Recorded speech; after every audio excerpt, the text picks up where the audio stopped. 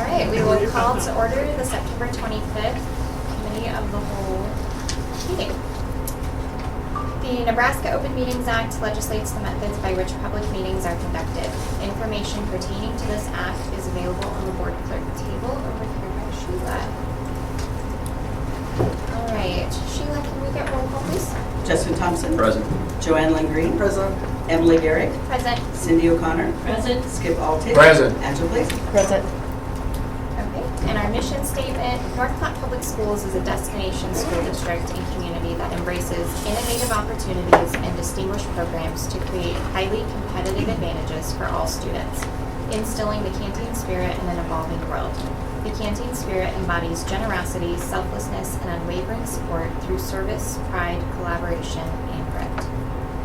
At this time, I would entertain a motion to approve the publication of the September 25th, 2025 Committee of the Whole meeting. I'll make a motion to approve the publication for the September 25th, 2025 Committee of the Whole meeting. Second. Roll call. Joanne Lynn Aye.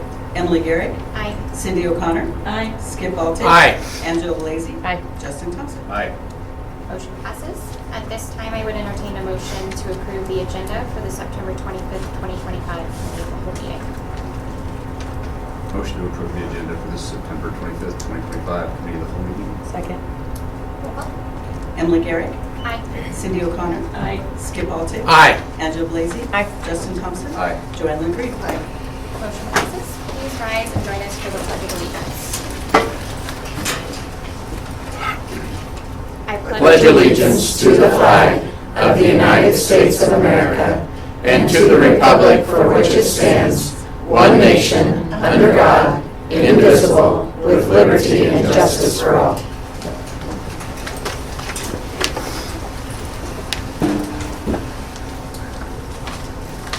Okay, we will start our evening off with our board engagement. So this is a time where the board shares if we've been on any school visits, to any trainings, anything like that, that would be pertinent to our role as a board member. I will start real quick just so that the board knows we did get a thank you from Stuart Simpson. So he sent a thank you for his gift card to the Ribbon Shop House that we got him for his retirement. He apologized that he was a little bit slow. He says he's been very busy in retirement, but in a good way. And then he just wished us to take care, and he knows that we have the children in North Platte Public Schools first and foremost on our mind. So we did receive that correspondence from Mr. Simpson. And then at this time, I'll open it up if anybody has anything they want to share, either from our area membership meetings, school visits, anything else. Area membership meeting, I think the legislative update was really good. I imagine Skip can probably speak to a lot more of that because he's pretty involved with that. I sat through the evals for the superintendent and the board. It was a good opportunity to kind of see what they look like, especially this year, being the first one I'll do. So had a chance with NASB to kind of look at their process and how that's going to look. And then we sat through I can't remember the name of it, standard versus rubric class. But treating government like a business and then looking at the performance indicators of the state of Nebraska and how our students are doing, cost per pupil, and the increase in students throughout the state. And I mean, everything they presented looked really good. We have data that's showing improvement across the state. All the metrics that look pretty good. Our cost per pupil versus our surrounding states is doing pretty good, so a lot of good information in there. Then I had the opportunity to be part of the homecoming parade. And man, that is, from when I was a kid to this, it was amazing to see the public come out and support our students, and then the involvement of all the schools, the little kids getting to be out there, and just our community coming together. I think when we talk about the canteen spirit and where this district is going, it was really nice to see. Very excited for it.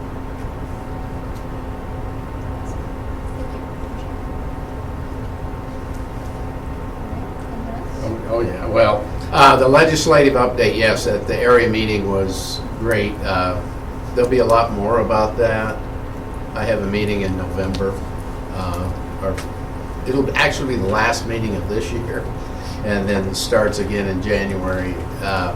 But of all the things that went on, plus the other, I think all the sessions that people went to were very good as far as filling you in on information. The data that you talked about, Justin. It was really, really good about how improvement is coming along.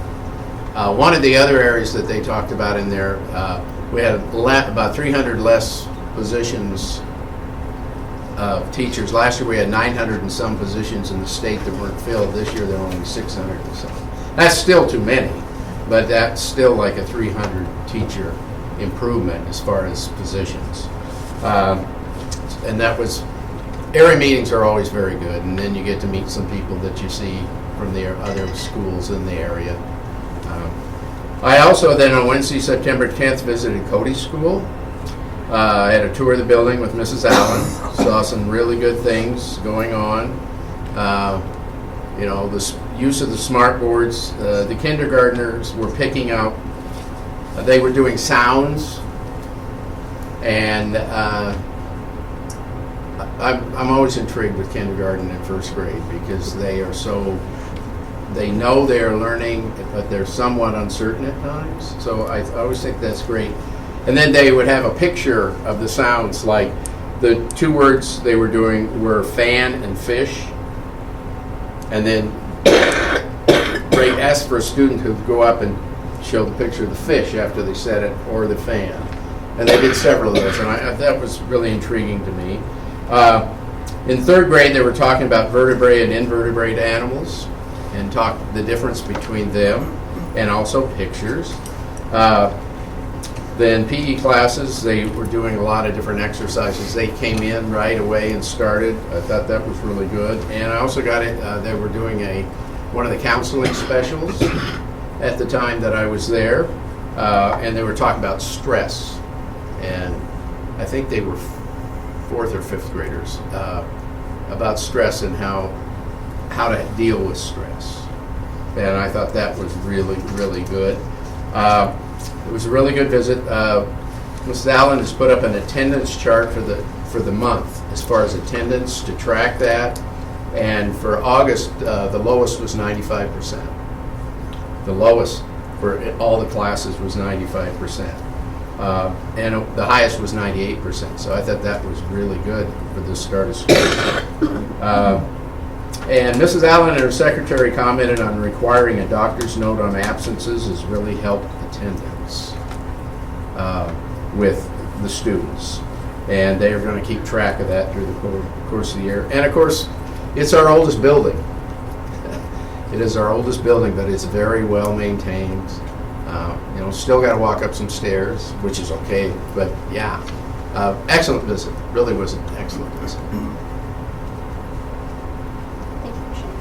So I will just mention my mobility has been a little bit limited, so I haven't been super active, but I was able to get to the area membership meeting. I've been to a couple of golf meets here in town.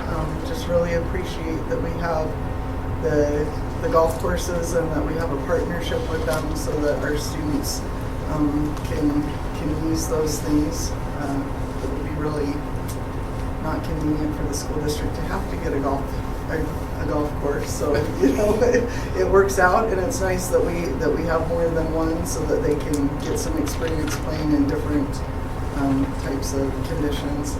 And then I was also able to, my husband and I went to Kearney to watch the band, and in the time that I have been traveling to do that, that's the first time that I watched the parade instead of I wasn't helping with the band this time, and so it was really interesting because they had several middle school bands, Lexington being the largest, and then they had one band that I counted, and there were 6 students that were in that band, 3 clarinets, a trumpet, and 2 drummers. And so it was really fun to see that from a different perspective, and just to see. There was even, I think this was from Grand Island, a homeschool band that was quite large, and so it was really fun to see all of the opportunities that students across the state have through music. So we did the NASB thing, and I love it when they have meetings here at North Platte. So that was a plus for me. Very informational. I also like when it is local people so that we can kind of compare stories and stuff, so that's nice. One thing that maybe isn't board, but it would be North Platte District, is I had an email about one of our staff members going through some cancer treatments. And today I went through the meal train that they were offering for her, and I just started crying because so many people are pouring their hearts into this staff member that we have, and that just reminded me this is what North Platte Public Schools is, and that's great that we can support people the way they do. I mean, I think we have meals for her every weekday until December, so yeah. Well, she's a blessing too, but that was something that you're not going to get in some of these big towns that you don't know who someone is. So.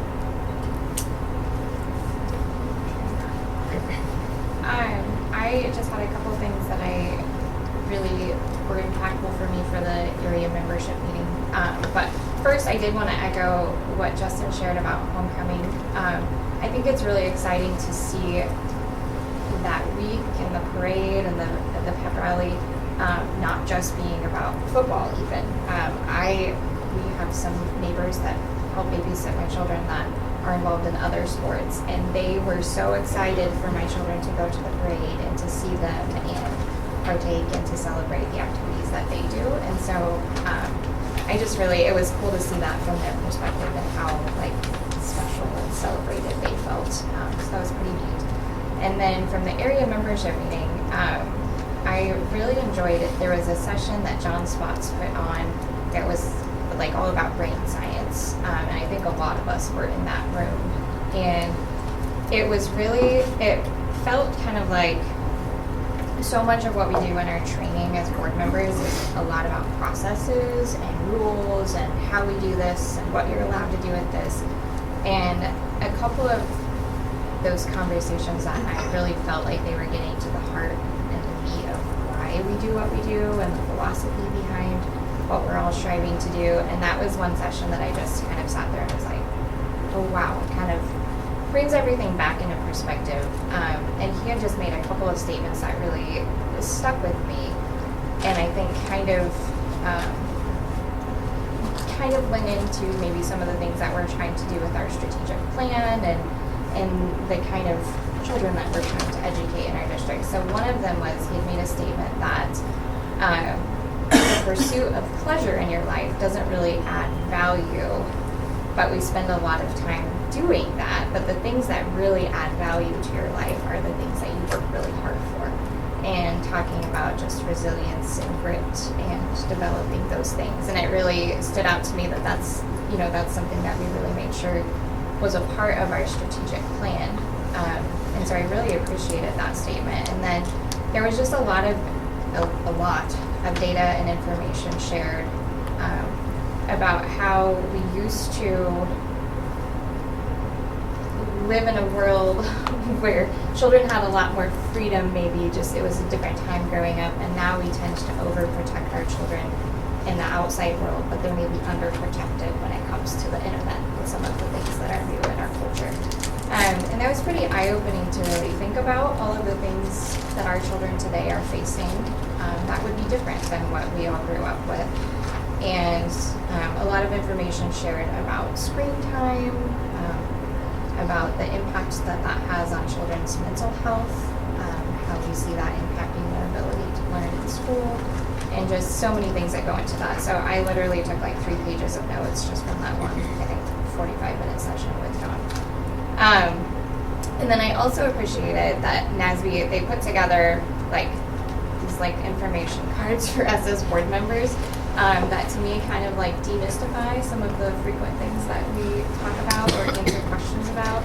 And so I was excited to see that kind of resource coming from them, because I know especially for newer board members and for those of us that have been on a couple of years or more than a couple of years, I think we're always learning, and there's always new information, and there's always trying to figure out how do we best communicate this so that other people understand. And so I really appreciated that. So I thought that for just a quick evening, a couple blocks away from home for me. Really, really valuable training that we got there. Anybody else have anything for board engagement you want to add before we move on? Excellent. We will now move into public comment time. Public questions and comments may take place at this time in the agenda. Individuals who want to address the board must complete a guidelines for public comments form with the date, topic addressing, name, address, and the name of any organization you represent, and give it to the board clerk prior to the meeting. I have two. Okay. Then I will finish reading my paragraph here, and then we will call each of you up to speak to us. When called upon by the presiding officer, the individual shall proceed to the table, or we'll just have you come out here in front so we can see you, and state your name and address. An individual may not exceed 5 minutes. Total time for all individuals who want to speak shall not exceed 30 minutes unless a majority vote of the board approves extending the allocated time. This time for public comment shall not be used to address specific individual student discipline or employee performance issues. Complaint and grievance processes are in place to deal with issues of this nature. Okay, who do we have first? First, I have Amanda Hastings.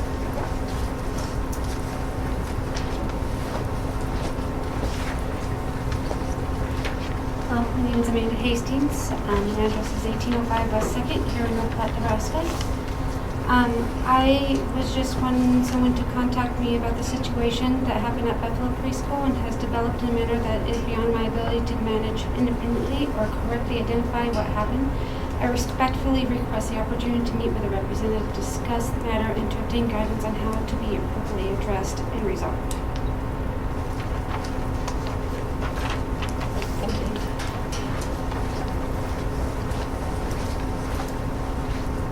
And next, I have Kenzie Mulder. Good evening.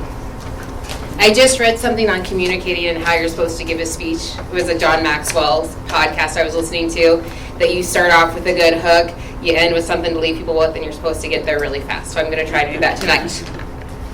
I am Kenzie Muller, and I live at 4014 Sequoia Drive, and I am the president of NPA, and I'm here to talk about the Board Policy 4041, Staff and Dress and Appearance. We are in support of maintaining our dress code as smart casual. Our members resoundingly supported the dress code in this last spring. 100% of our members felt that changing the dress code, including the ability to wear jeans, has been a positive change, and no members disagreed with this. And we had 97% of our members say that changing the dress code has improved our environment and morale. So I'm just going to share a few more comments that our members have said tonight.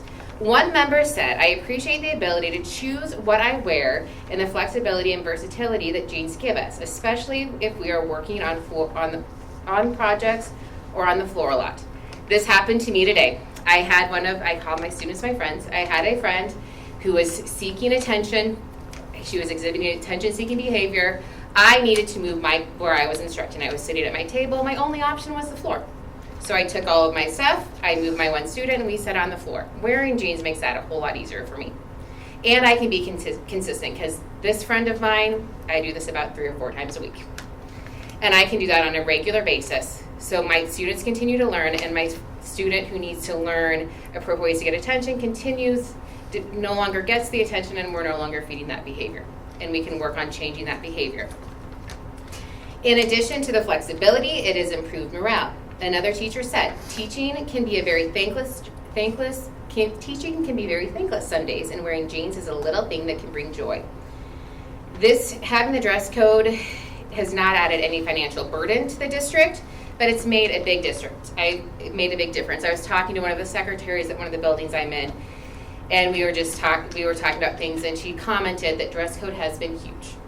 And this was in Adams, where middle school kids there are days that are really hard with them, that it's made a big difference. It's not a big thing, but it's made a huge difference for us. As a district, we are focused on the mission established through the collaboration of key stakeholders to embrace innovative opportunities and create highly competitive advantages for all students. Empowering educators is a key. You have the opportunity to empower educators by maintaining our dress code as smart casual. The teachers have already given their overwhelming support to this. By maintaining this dress code, you are showing through your actions, that as another member has said, that teachers are supported and trusted to be professional in our careers. In an evolving world, we have the opportunity to show our students that we can change.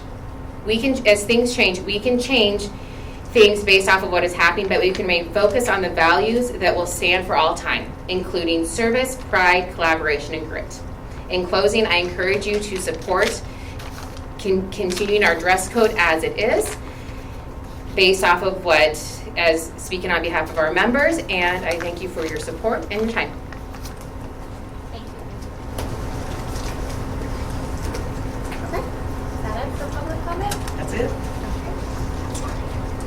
We will move on to our agenda items for the evening. So the first one that we have is our Eisenhower Elementary presentation. So we will welcome up our Eisenhower staff that will be presenting to us.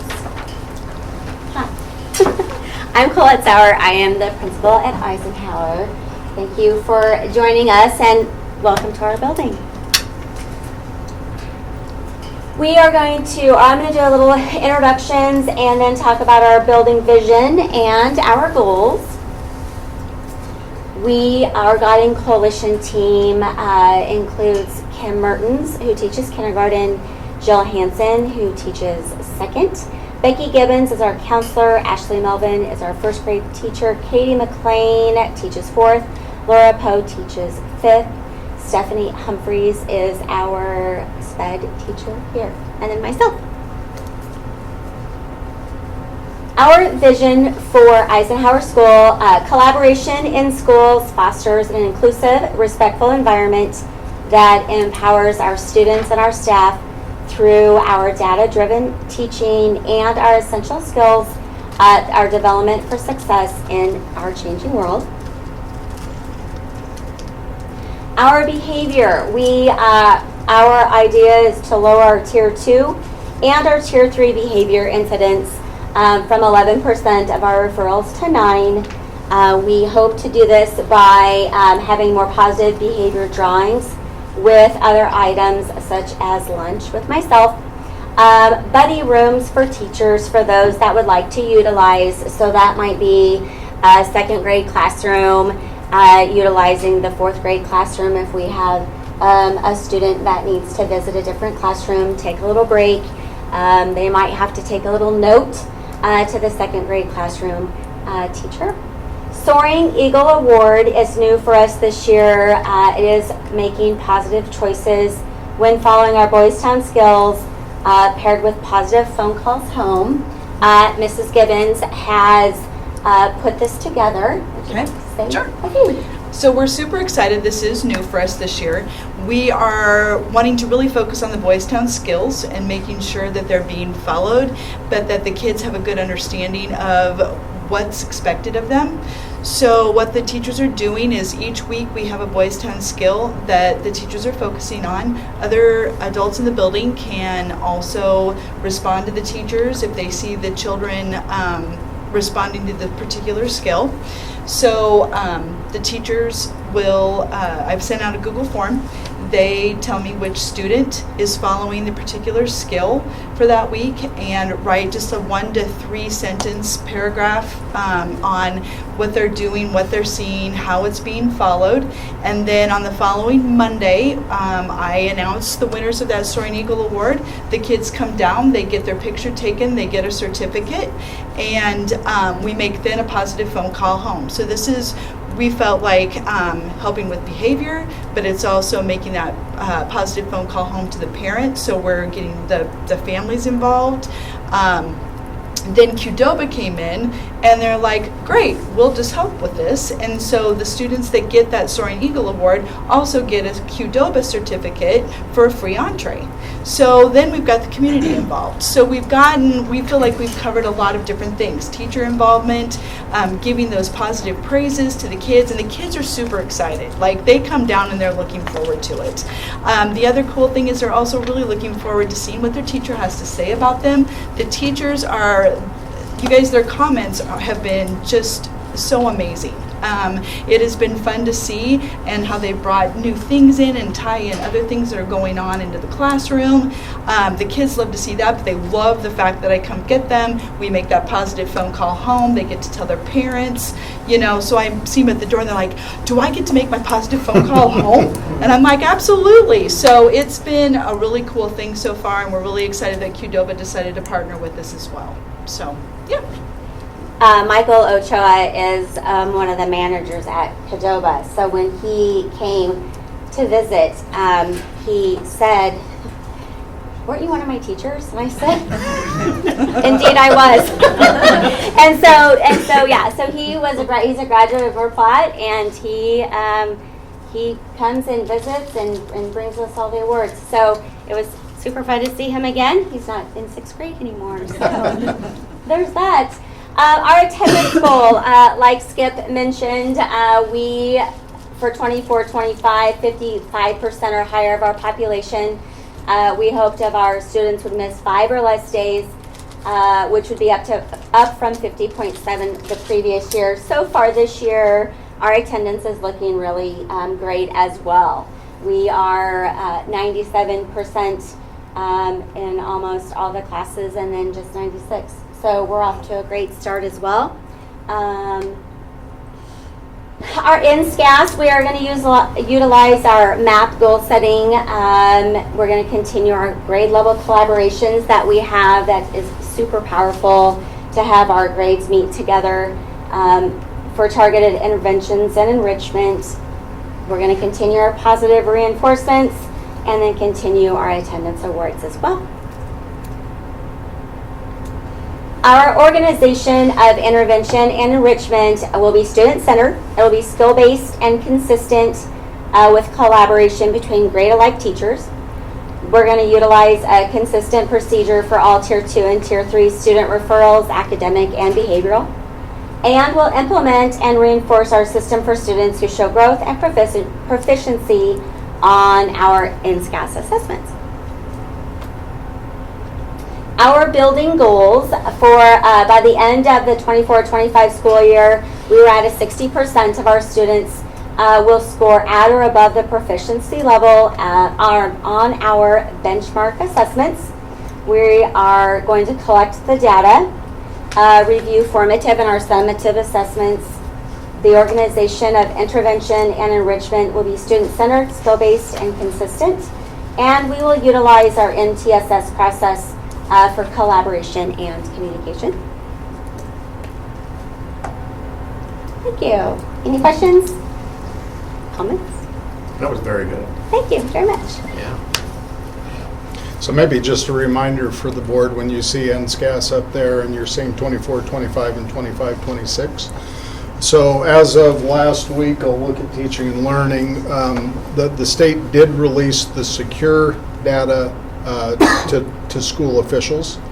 And so that data from 24-25 is in the hands of our educators right now, so they'll be able to kind of close out the 24-25 site plans and those goals and start working on goals for 25-26, and that's just the function of state assessment and accountability. That will not be publicly released until probably right before Thanksgiving, like it has been for the last 3, 4, 5 years. So we'll certainly get that out to our public, but it's embargoed information from the state right now. But nonetheless, our principals and teachers are looking at that data from last year, and again, looking at where they ended up with those 24-25 goals, and then setting 25-26 goals. Did I say that correctly, teaching and learning?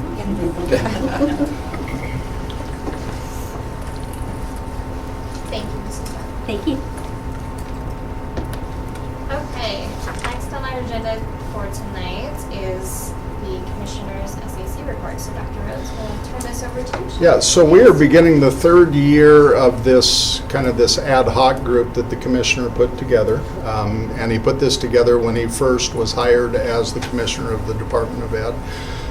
There are probably about 30 of us from across the state, superintendents, some ESU administrators as well. There's 2 or 3 administrators from ESUs on there as well. They actually, what's nice about the fall meeting is they come west, so they kind of meet us out here. If you remember 3 years ago, we hosted it here in North Platte. We were in Scottsbluff last fall, and we were in Hershey a week ago this past Monday. So right in our backyard. I'll just kind of go through some of the topics. We had a presentation from Full Scale Learning, and that was, the topic was AI and cybersecurity. And AI is one of those things that as public schools we're going to have to deal with. And if you remember, we do have a AI policy in the 6000s. That's a relatively new policy. But as educators, we're going to have to really problem solve how we're going to use that tool as adults and how we're going to use it with our students as well. So I will be sharing that presentation with you. It was shared this morning with us. I believe the intent is the NDE will be entering into a contract with Full Scale Learning to kind of develop some policy and procedure at the department level that'll certainly funnel down to the schools across the state. Alternative teacher pathway is kind of a new way to look at certification. This is yet to be approved by the State Board of Education. They have been discussing it. The alternative teacher pathway, I don't know if you saw the news on the Mullen science teacher that is the teacher of the year. She actually took a much different path to get to the world of education. She was a banker, and she was working in banks, and there's kind of a long story to how she became a science teacher, but she did have to go back and get credit hours in the area of education. This would alleviate kind of the higher ed, the four-year college, getting college credit.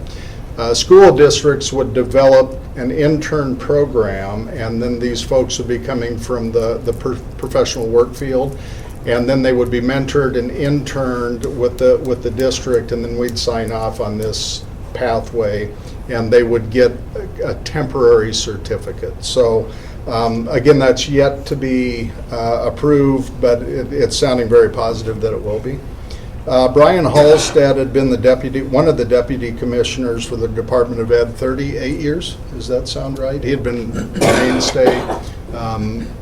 He was an attorney by trade, but he knew the NDE inside and out in their departments. He retired, I believe, a month or 2 ago. And the new deputy commissioner is Dr. Jane Stavum. She's a local Nebraskan. She had been an administrator in Nebraska, and then she had left the state and been a superintendent in Washington, and most recently the superintendent at Sioux Falls in South Dakota. But she came back to Nebraska, and she really talked a lot. She's taking the charge as it relates to the literacy project that the department has going on right now. And I think we've shared some information in the past on the amount of endowments that they are receiving both locally, and then the federal grant that they received for literacy for little people. And so she's kind of going to spearhead the development of that and what the instructional coaching is going to look like across the state. So it was good. That was our first chance to meet her and kind of be able to listen to her. And then the School Finance Review Commission that the commissioner is the chair of. That came from this last legislative session. And in the interim, this commission is meeting. It's composed of a few school superintendents, a few school board members from across the state, some of the governor's staff, a few senators, a few former senators. And one of the higher eds is, I believe one of the chancellors with UNO is on there as well. They had their second meeting this past Monday. And all their meetings are streamed live, and then they're recorded, and they're on the NDE site. That meeting was about 2.5 hours. I think it's probably good information that maybe you take a look at and watch those a little bit. There hasn't been a lot of meat on the bone as of yet with these 2 meetings. They were kind of in the goal setting stage on Monday and developing what their goals are going to look like. but they are one of their expectations from the legislature is to provide a report by December 1st. So they do have upcoming meetings. They're required to meet 4 times a year, and it sounds like they're going to meet once a month from here on out, just to kind of get ahead of it. But obviously they're talking about school funding and the local and property taxes and what obligations should be on the state, and then a lot around the TIOSA formula from the 1990s.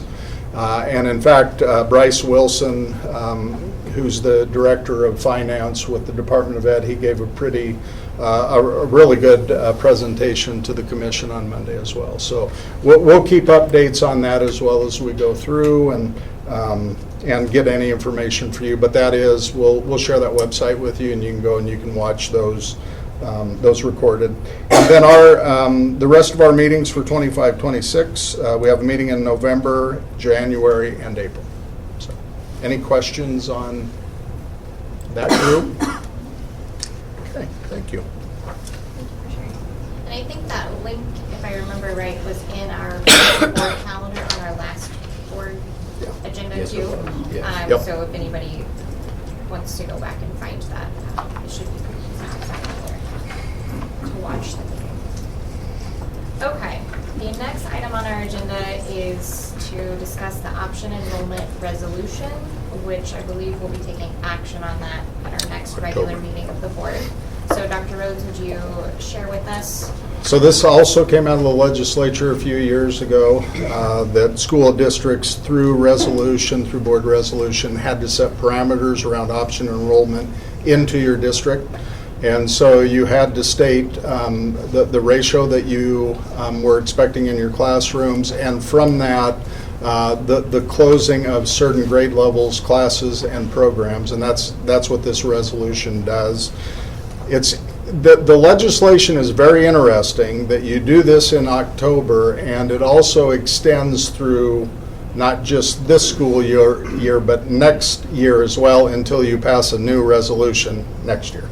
But you are required to do it annually, not every 2 years, even though it's a 2-year resolution. So special education is always handled on a case-by-case situation, whether it's program, whether it's teacher ratio, or those different types of things, and that's the special education capacity piece.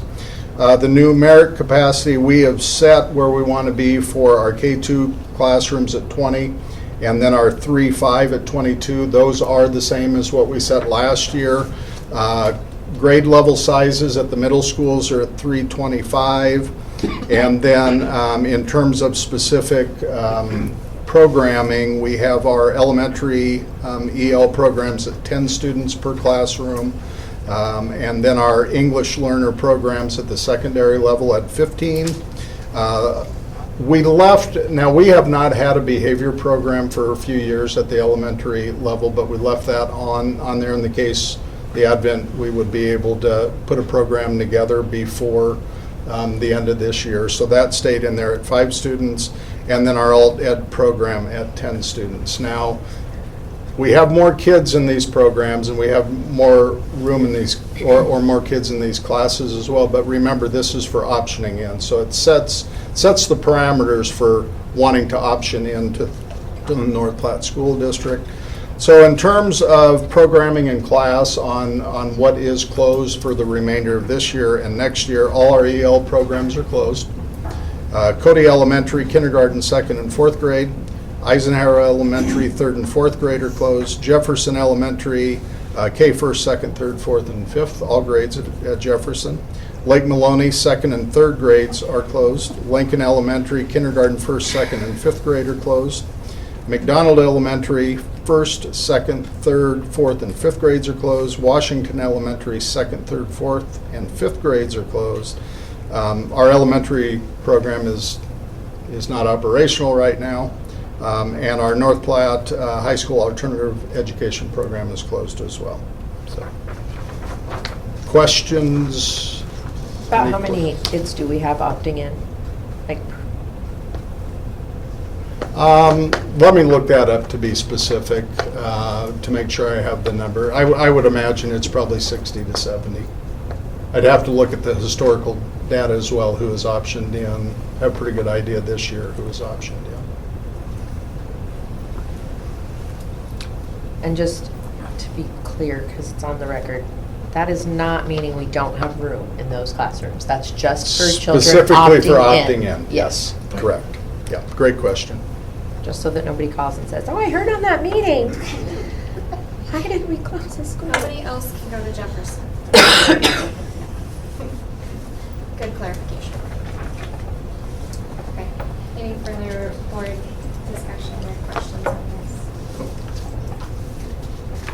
All right. Thank you, Dr. Rhodes, for sharing that with us. And again, we'll take action on that at the next board meeting. So if anything comes up, if you have any more questions, we've got a little time to ask. Okay, the next item is our 2026-2027 negotiation discussion with Dr. McDonald. Yeah, so it's first meeting's by November 1st. And so that's kind of, or November 1st, after November 1st, need to have that first meeting. And so it's kind of sneaking up here a little bit. And I think that we're just wanting to know who would represent the board. I think as the, correct me if I'm wrong, I think it's the board president and that you would indicate who those members would be. We are currently working on comparability studies to get that information and present as much information as we can so that everybody can make an informed decision there. I know that Kurt Altig has reached out for some comparability information as well. So we're kind of in that information gathering stage. So I guess that's currently where we're at. I know that the North Platte Education Association, I believe last year, March 20th of 2025, had or was presented from the Commission of Industrial Relations that they would be recognized as the chief bargaining agent moving forward. And so typically by September 1st, you would have to have a letter and approve that letter. But since the state is recognizing North Platte Education Association as a chief bargaining agent moving forward, you don't have to do that anymore. So, but at this particular point in time, that's where we're at, and I don't know how you want to handle that, but that's up for discussion. So. Sure. And historically, we typically had 2 board members that serve, or that serve on that negotiation. Yeah, I think you had up to 3. Okay. Yeah. I think we try to have it at least 2. Yep. Did we have 3 last year? The 2 years ago, we had 3. Prior to that, we've had 2. Okay. So I guess this would be a great time to open that up for board discussion if there is anybody that is particularly interested in serving on that way and being part of negotiations. I would be happy to do that as board president, so I'd be happy to be one of those. So if there's 1 or 2 other individuals that would be interested. I'm very being interested part of in that. Okay. Angela's interested. Do we have anybody else? I would throw my name in that. Okay. So numbers are fun. Something about that just interests me. Okay. Anyone else on the board interested in that or have any thoughts? I'd be willing to do it too. So Okay. just that you got your 3, so it's not like I'm gonna Okay. have a boxing match. This is not a hill you're gonna die on. Okay. Let's take it outside. We could have like a race. Yeah, give me a couple. Give her a couple, yeah. She gets the No, scooter you have an back. advantage. Yeah. Bring the scooter back out. Okay, then I would say, it sounds like we probably got our 3 board members Okay. that are interested in being involved in that. So that would be myself, Angela, and Justin. So Dr. McDonald, anything else that you want to discuss in regards to negotiations tonight or that we need to take care of at this point in time? Not right now. Okay, so we will keep the rest of the board updated as we meet and as that progresses then. Excellent, thank you.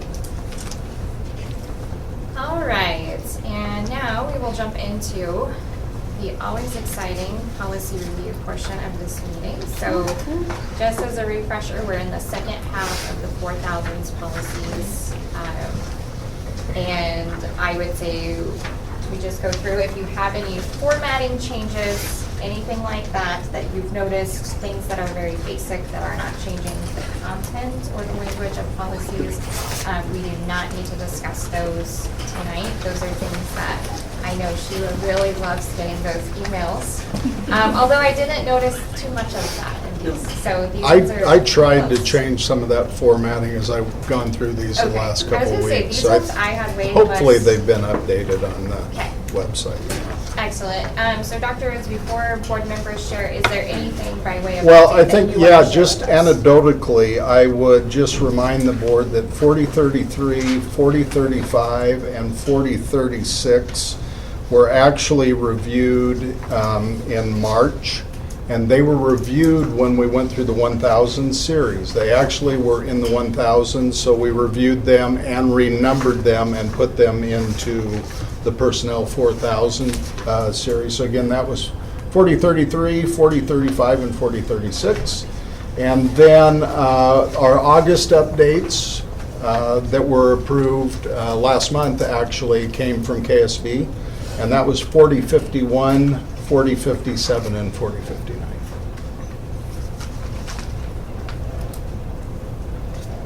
Okay, thank you.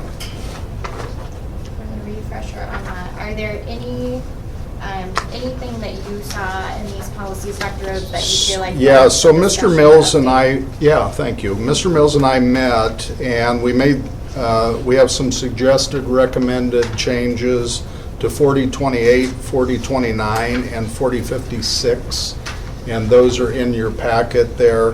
4028 is substitute teachers, and we added language. One of the things that we are doing this year with long-term substitutes is our principals are using our evaluation tool for feedback purposes for that substitute, and then certainly for our information as well. So we added in substitute teachers are not certificated employees under Nebraska law and are not subject to the statutory evaluation procedure for certificated staff. However, long-term substitutes shall be evaluated under this policy. A written evaluation form shall be provided to the substitute and filed in the district's personnel records. Questions on that? Those recommended changes? Actually, that makes sense. It does, it really does. Yeah, I know you and I had talked about that a while back, Dr. Rhodes, too, and I think that that's a great idea, because a lot of those long-term substitute teachers have a pretty impactful role in Correct, our students. yeah. Some of them are starting school years out or finishing school years and are in classrooms for a pretty lengthy period of time. For sure. So having another layer of evaluating and vetting that stuff, I think, is a really wise choice. Thank you for that. 4029 is salary schedule for certificated employees, and first of all, that was one long paragraph. It was not an easy read, and it did not follow what we had in our negotiated agreement. So all you can see the strike throughs and you can see the red. This matches perfectly with what our is in our negotiated agreement in terms of dates of movement and turning in transcripts and those different deadlines. So might take a little while for you to kind of read through that. But again, it was just this long, it just wasn't formatted correctly at all. So.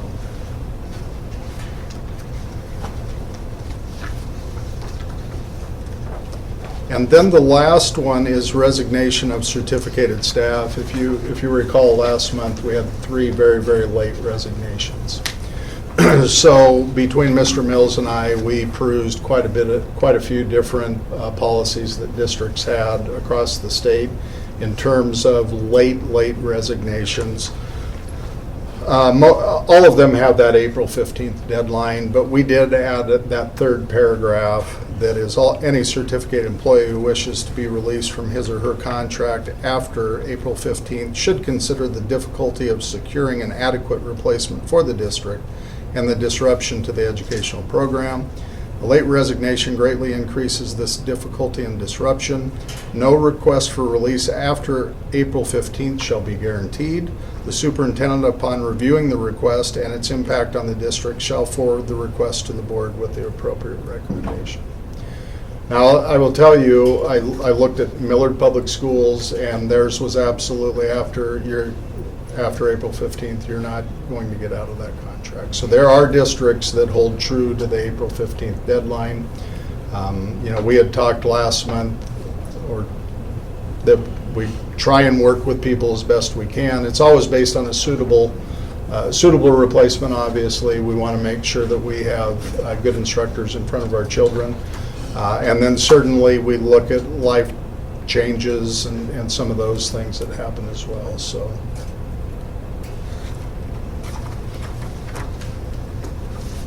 I had this one on my notes for that exact reason, Dr. Rhodes, of really making sure that what we have in policy is actually what we can, what we are living out and what we're doing in practice. Because if you're not able to uphold your policy, there's no sense in having it. So I like that this does allow for those situations and kind of addresses them head on while also stating there is no guarantee. I think that that's a smart move for us to kind of spell that out. The only thing, and this is kind of a semantics of language, but the only thing I noticed in the first paragraph is we have language that says to enable the board to find suitable replacements. And if we're all being honest, the board is not finding replacements for any position. We are, fortunately for us, not tasked with that difficult job. So I didn't know if we maybe needed to look at a slight revision there, just to make sure that we're reflecting what we're actually doing. Because the board is not finding replacements, we're approving contracts. But I didn't know what your thoughts were on that. We can maybe change that to administration. I think it's very minor, but I think it kind of creates the illusion that we're out there picking who we hire. And Probably administration would be that much better term. Yes, that's certainly not what we're actually doing. Yeah. So. Yes. Any other comments or questions or concerns from the board on this policy or practice while we're on this one? Okay, thank you, Dr. Rhodes. And we'll approve these continuing to work on that. in October, right? Yep. Okay, so at this time then we'll open up policies to board members now that we kind of know where Dr. Rhodes' recommendations are. If there are any additional policies that board members wish to discuss, this would be the time to bring up those changes, or if you just simply have questions about things. And if not, I have a few that I think probably are worthy of discussion, but I want to open it up to the rest of you guys first. I just had two. Okay. One was 4030. It talks about the evaluation instrument being distributed to staff in the handbook. I looked at the handbook and I couldn't see an evaluation instrument, so I just was wondering about that.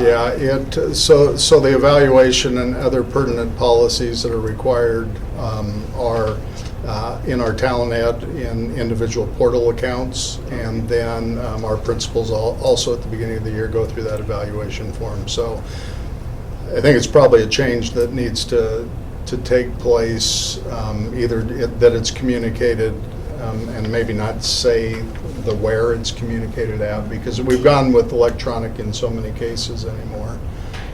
And we can certainly link it to the handbook as well, and we've actually talked, Mr. Mills and I have talked about that as well. And then the only other one that I had a question about was 4043, and there's several sections that involve giving rights to students, and just the wording isn't aligning with what we changed the handbook to say. So I was wondering if we should update the policy so that it aligns with our handbook and our policy align.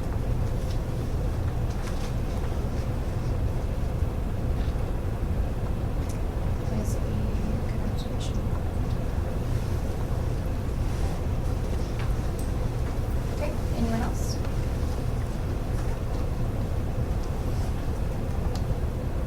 So I think a couple meetings ago, we talked about the classified staff deal. So I mean, we might as well talk about it. I'm going to make some assumptions that you guys treat your classified staff pretty much similar to how you treat certified. You're not just out willy-nilly firing people, right? And I think that was an integrity piece that was kind of big at that meeting. So looking at it, I guess this isn't like an action now thing, but just as we're thinking about it, for those classified staff people, I know dealing with anybody in any job in an at-will state, one of the big concerns they always have is, how secure is my job really? And when I look at the wording in there, it kind of puts people in a position where maybe they feel, maybe it's not guaranteed.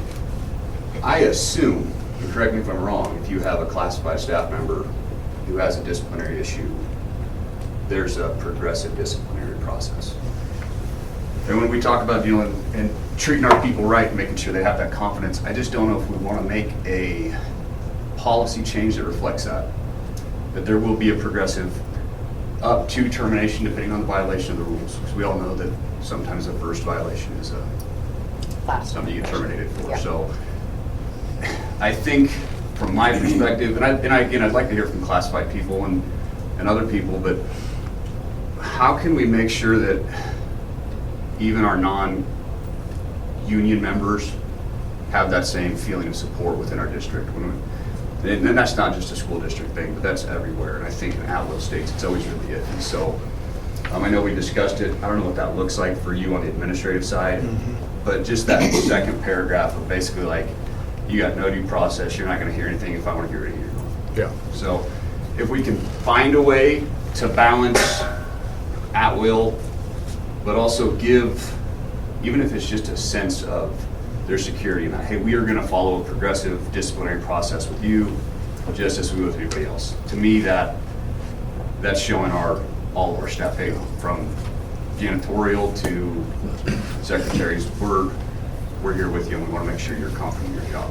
You mean like a verbal warning and then a written warning? Yeah, and I don't know if you have to spell out the whole process, but just we'll follow progressive, because I think, Dr. Rhodes, I think you're a believer in second chances and giving people opportunity. I think we all are. We believe in the goodness of our employees, and we're in this together. So I think if we can find a way to show that in our policy, I think that'd be a win. That probably would fall better into classified evaluation process somehow, quite honestly. I guess what I'd recommend to the board, if you really want to take a look at 4038 and 4039, I would recommend we visit with legal counsel, because I don't think you want to put yourselves in a position where contracts are going to have to change because the way the policy is written is taking away that definition of at will. Yeah. So I've had a few conversations with counsel about this, but not specific. They haven't been deep conversations. That would be my recommendation. I mean, if you want to take a look at it, yeah, that's great. And I think you're right. I think our practice is always we want to correct whatever behavior we're seeing, and generally it is, it's going to be verbal the first time, and then it's going to be written, and so on and so forth. So whether that's in a handbook as a process as opposed to policy. I mean, the policy is what worries me, because these are coming right from school attorneys. And I would venture to say that they're probably going to say, better be careful with language changes in those policies, or else we're not going to be able to defend you. Now, that doesn't mean we can't put together a procedure and process and put that in place and put it in the classified handbook, or put it in the staff handbook. Could that maybe be in the handbook? Yeah, I mean, I think we can take a look at it and see what that would look like. Yeah, you can do that. Be great. I think always remember that at will goes two ways. Yep. And so that's the difference between those folks that are on, that are certified and on contract, and if they break a contract, what could happen to them from an employment professional standpoint is you can go to the Professional Practice Commission, they can lose their certificate. Well, your at-will people, they could leave you at any time. And quite honestly, I'm going to just tell you, that happens on a weekly basis for us, where we get no notification, they just aren't there. So I'm not, I mean, it just goes both ways with at-will employees. They don't have to give you a 2-week notice. They can just not come to work. So, I think it's a balancing act, and I agree. see if we I agree. decide- Again, I think we got consensus last time, but I think if we can find a way to Yeah. to work towards that, so at least, and again, it's from my viewpoint and all the nonsense I probably listened to and all those things, but just creating that, again, I think part of our culture. Sure. And how do we do that? Anybody else got anything on that? Well, I think I would like to add, so I did have a conversation with Bobby about these policies, Bobby, Trudy, and KSB.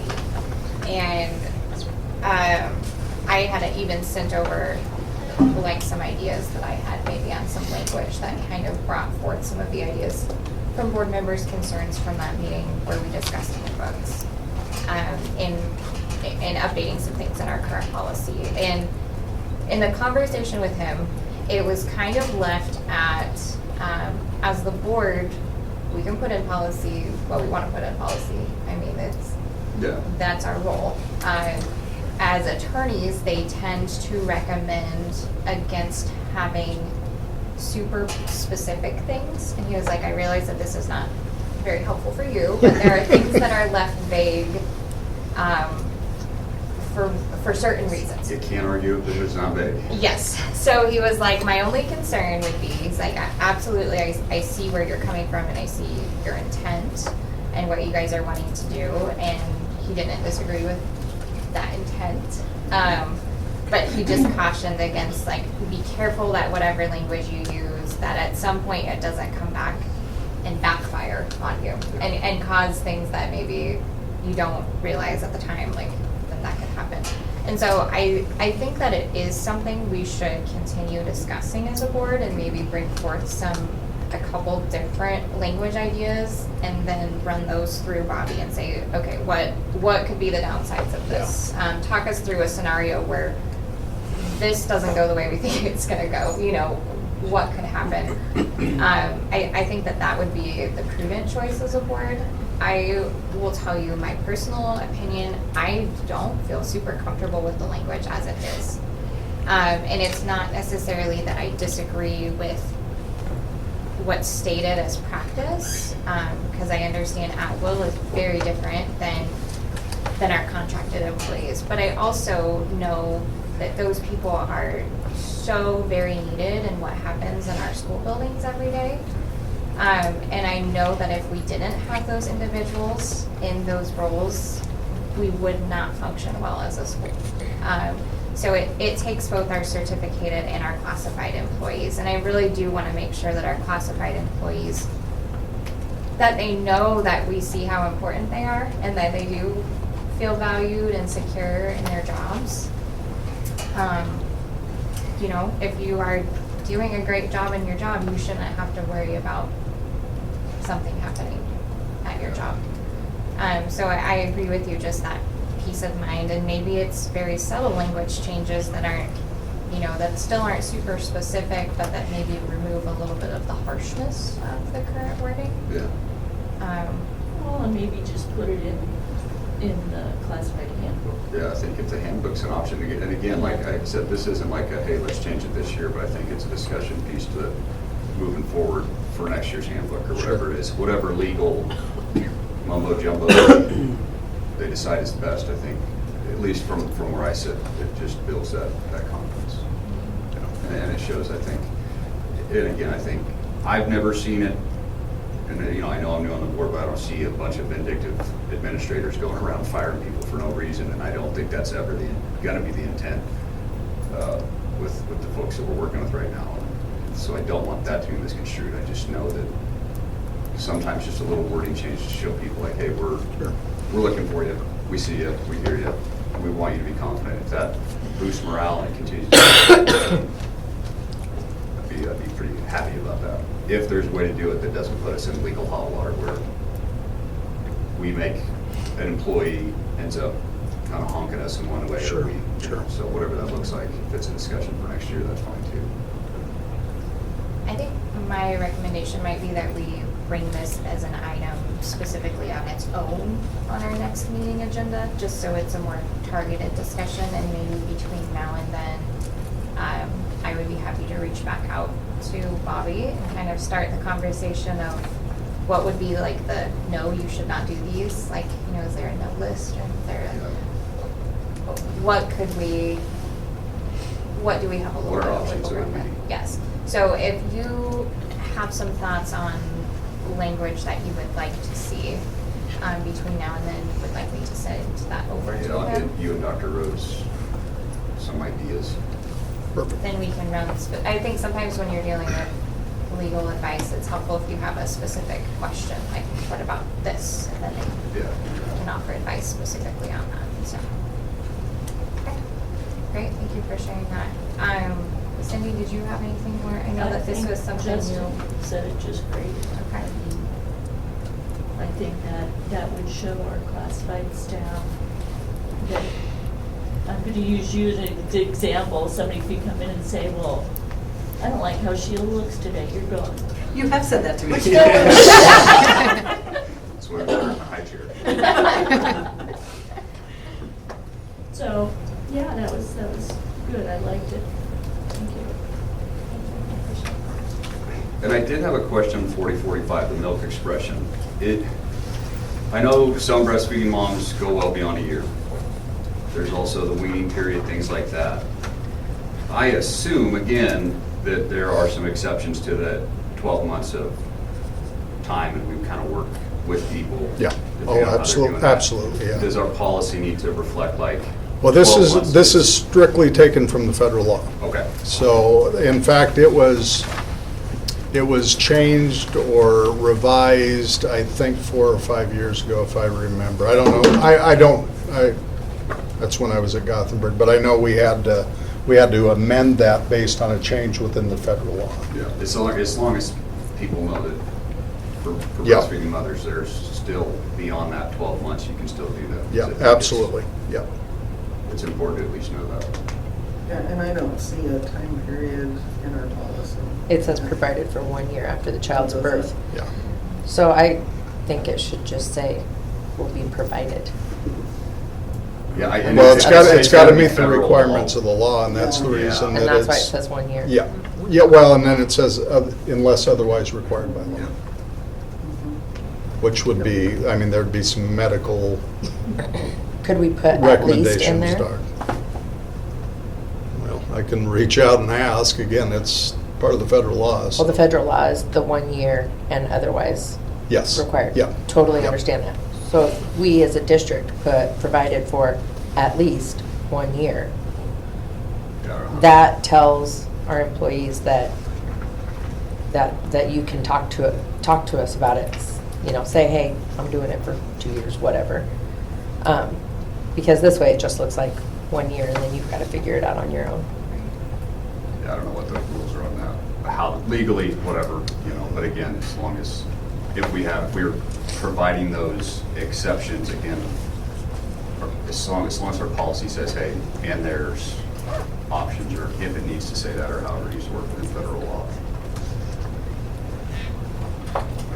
I think that's a good question. We definitely want to support our new moms in the district, because I think just across the career of teaching, I think you lose a lot of teachers when they start having children and things. So it's an important consideration. So thank you for bringing that up too. I had just a couple of quick notes that I will chime in. On 4034, there have been some updates about requirements in providing handbooks to the public if there were changes in that process. Is there anything, if we were to make changes to our staff handbook, do we need to maybe have that same language in there of how that is communicated?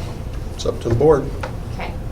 I would think maybe it would be cleanest and most consistent if the same language is reflected in our staff handbook.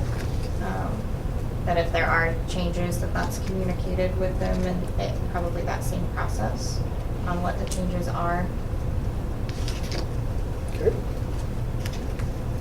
And then I had a question on 4035, the principal evaluation policy. There's a couple of mentions in there about the job description manual and about the evaluation instrument. And I was just curious if if that's the language that we use for one with the job description manual, and then where those documents are, if they could be linked to that policy. I don't think we call it a manual necessarily. I mean, it's a job description. We probably can scratch manual. But yeah, the evaluation tool, again, is embedded in Talent Ed. They log into Talent Ed. So, and if you remember, I reported in March that we use the frameworks. We use the Nebraska Teacher Principal Frameworks. And then we've also developed a PLC evaluation that I work with our principals on as well. So we actually, it's kind of a combination of two.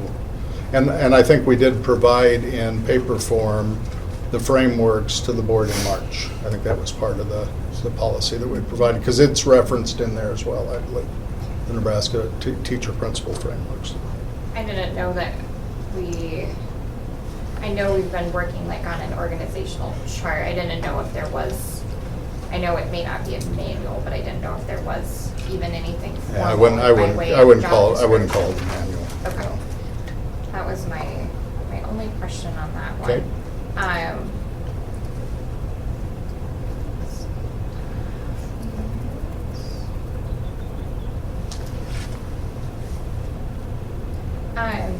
Okay, then on 4057, under superintendent evaluation, there's mention in there specifically that lists the board president as compiling the draft evaluations from board members. That's also not really what we're doing in practice, because we are utilizing a third-party service for that. Whether that continues to be NASB moving forward, or if the board changes to something else in future years. But I didn't know if we maybe wanted to update that just to reflect more specific. So according to KSB, and I just have that up right now, they wanted that policy to be all inclusive of any type of model that the board would use. So it's an option for the board, is all, according to them, is that they just put in several options for the evaluation of the superintendent. Whether or not it's at a public meeting is up to the board, whether the president meets with the superintendent, whether a committee is established that meets with the superintendent. So I think you're fine. I mean, I don't think you're violating the policy. Okay.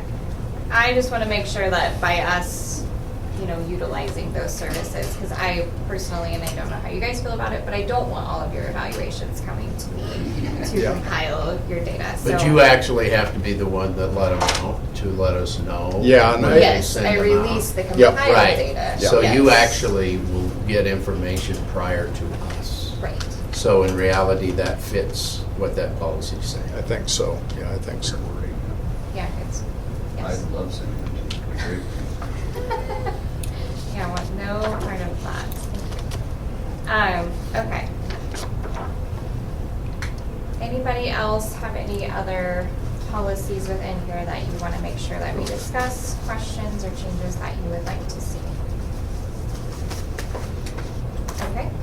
If anything comes up between now and our next meeting, we are still not taking action on these until our next regular meeting of the board. So if you go home and you review something else and you have questions or concerns, we'll have time to discuss again on the 13th at our meeting. Dr. Rhodes, do you have anything else on policy? I don't. I will try. I took notes. I'll try and make some of those changes. Hopefully I can get those in the update to you tomorrow afternoon, tomorrow evening, or early next week. Thanks. That sounds good. I don't think any of us will be upset if we don't have that tomorrow. So that's okay. We've got a little bit of time. Okay. If there is nothing more, then I would entertain a motion at this time to adjourn the meeting. I move to adjourn. Second. Roll call. Third, Cindy O'Connor. Aye. Skip Altic. Aye. Angela Blasey. Aye. Justin Thompson. Aye. Joanne Lang Green. Emily Garrett. Aye.